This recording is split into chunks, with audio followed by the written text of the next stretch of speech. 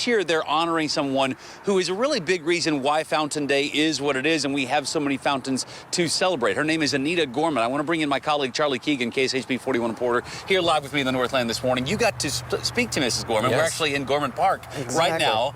That name may be familiar to a lot of people across Kansas City. Exactly. She is well known. She's got an area at Starlight Theater named after her. Yeah. There's a pool named after her. Her name is all over here because she has made so many contributions to this area.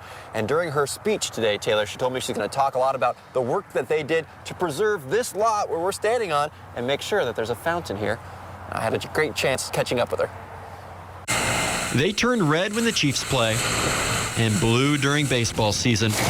They're symbols of freedom and gathering places. But then you go outside and look at the sky. But to Anita Gorman, and look at the heavens. Fountains bring people closer to nature. We don't compare. Gorman's name is all over Kansas City, from this park at Vivian and North Oak to the nearby pool and a discovery center. She was the first woman to serve on the city's parks board. Always felt like when you're put here in this world, it's your duty to make it a better place if you can. She helped pave the way for the Northland Fountain, the largest fountain in the country, which operates throughout the winter when it transforms into an amazing ice sculpture. And some people like it better in the winter than they do in the summer.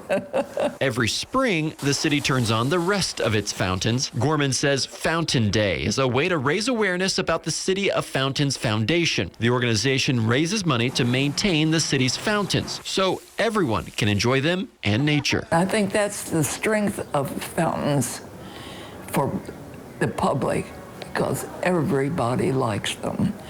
And you don't have to be wealthy or smart or well-connected.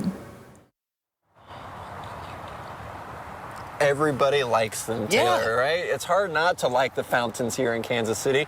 Anita Gorman's 90 years old. She's going to be out here today with her 9-month-old great-grandson for the ceremony.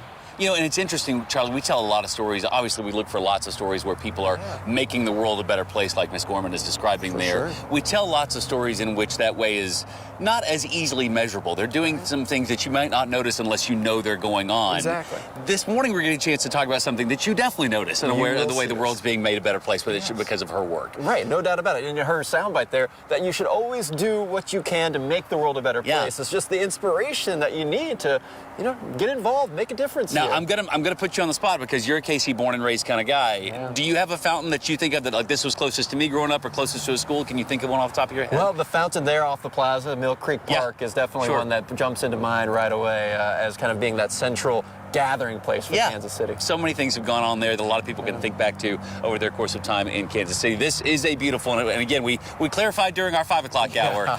Yes, it's normally on, but they have to have some drama. So it's turned off this morning. They'll turn it on at 10 o'clock this morning. You can come out here to the Northland to the ceremony, hear Miss Gorman speak, watch the fountains be turned on again, 10 o'clock here at the Northland Fountain, one of more than 40 fountains we believe that will be turned on today. Some are not going to be in operation, still being worked on a little bit, but dozens of the fountains all across town will be turned on this morning at 10 a.m. for Fountain Day. Lindsay, back to you.